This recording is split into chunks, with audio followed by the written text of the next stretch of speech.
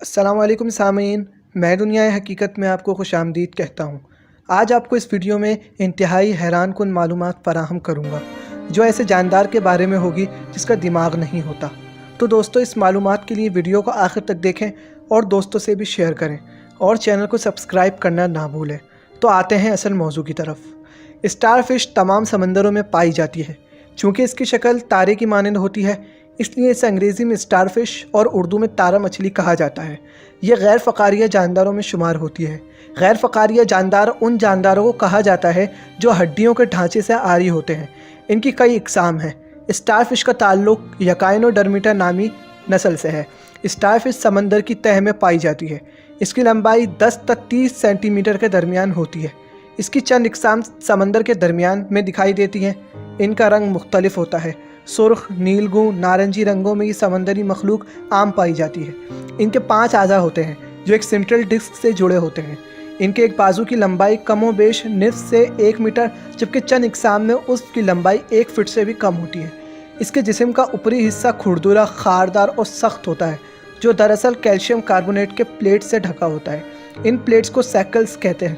اس جاندار میں ابتدائی عصبی نظام پایا جاتا ہے، لیکن حیرت انگیز بات یہ ہے کہ یہ نظام دماغ کے بغیر کام کرتا ہے، یعنی اسٹار فش میں دماغ نہیں ہوتا۔ دوسری اہم بات یہ کہ تارا مچھلی میں خون نہیں پایا جاتا، بلکہ خون کی جگہ ہائیڈرولک سسٹم سے جسم کے تمام خلیوں تک پانی پہنچتا ہے۔ اسٹار فش دیکھنے میں نہایت بے ضرر اور خوبصورت معلوم ہوتی ہے، لیکن اس کی اکثر اقسام زہریلی اور خطرناک بھی ہوتی ہیں۔ 1500 سے زائد اقسام میں بیشتر اسٹار فش حملہ آور ہوتی ہیں۔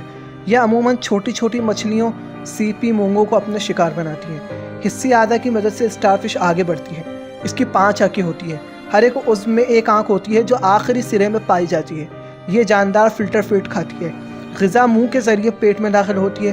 ہاضمے کا عمل ٹیوب فیڈ سے مکمل ہوتا ہے۔ ہر ٹیوب فیڈ سوراخوں میں تبدیل ہو جاتے ہیں۔ اسٹار فش کے چند انواع غذا کو نگل جاتی ہیں۔ اس مخلوق میں اہم بات یہ دیکھی گئی ہے کہ جب اس کا کوئی عضو ناکارہ ہو جاتا ہے تو دوسرا عضو جنم لے لیتا ہے۔